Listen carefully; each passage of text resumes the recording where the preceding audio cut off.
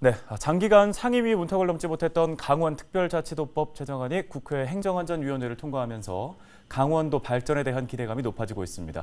법적으로 어떤 부분이 달라지는 건지 자세하게 짚어보겠습니다. 네, 정별림 변호사 전화 연결해 보겠습니다.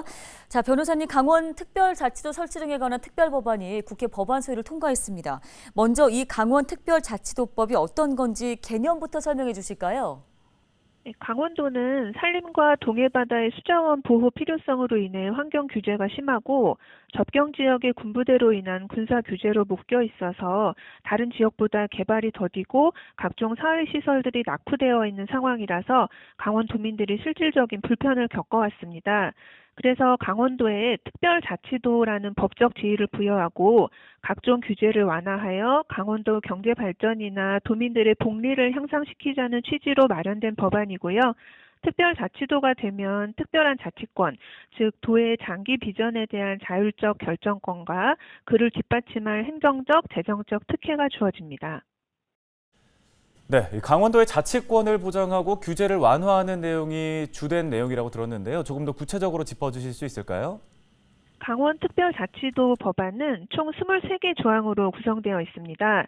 법안은 지역과 국토 균형 발전 등을 위한 고도의 자치권 보장을 핵심으로 하고 있고 강원자치도의 조직과 운영, 중앙행정기관의 권한 이양 등 규제 완화 등에서 다른 법률에 우선해서 적용하도록 하고 있습니다.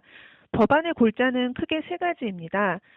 정부 직할로 강원특별자치도를 설치해서 행정기관과 공무원 정원의 자율성을 부여하고 산업 분야에서는 자치권을 부여해 환동해 경제자유특구 지정 등 지역 맞춤형 산업 유치가 가능해집니다.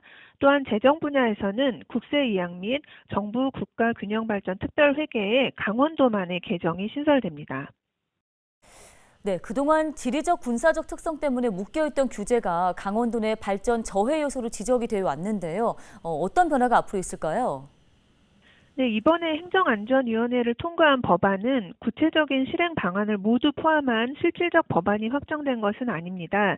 그러나 이번 법안을 통해 환동의 경제자유특구 등 맞춤형 경제전략 추진이 가능해지고 국가균형발전특별회계에 강원도만의 계정을 따로 설치하기 때문에 연간 3조 원 이상의 추가 재원이 있을 것으로 기대됐고요.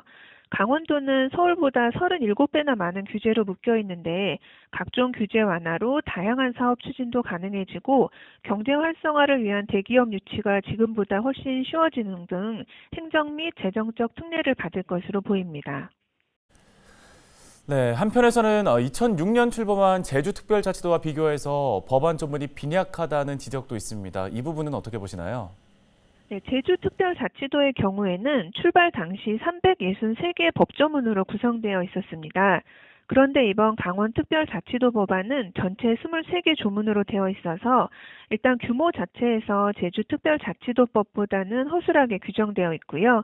내용에 있어서도 제주특별자치도법은 관광진흥개발기금에 관한 특례를 두어서 제주관광진흥기금을 독자적으로 설치 가능하도록 하였고 토지 이용과 개발의 자율성 강화 및 신속한 의사결정을 위한 중앙정부 권한을 대폭 이양하는 등 제주도를 특별자치도로 구성하기 위한 구체적인 실천 계획이 규정되어 있고 그 권한도 방대하였습니다. 그러나 강원특별자치도 법안은 구체적인 지원과 특례 규정이 없어서 제주와 비교해서 법안 자체가 치밀하지 않게 구성되었다는 지적이 있고 정부의 기금 활용이나 강원도만의 교부금 배정은 빠져있는 문제점이 있습니다. 향후 재정특례 부분들은 개정안을 내서 조금 더 충실한 특별자치도법이 될 수 있도록 개선해 나가야 할 것 같습니다. 네, 오늘 도움 말씀 여기까지 듣겠습니다. 정별림 변호사였습니다.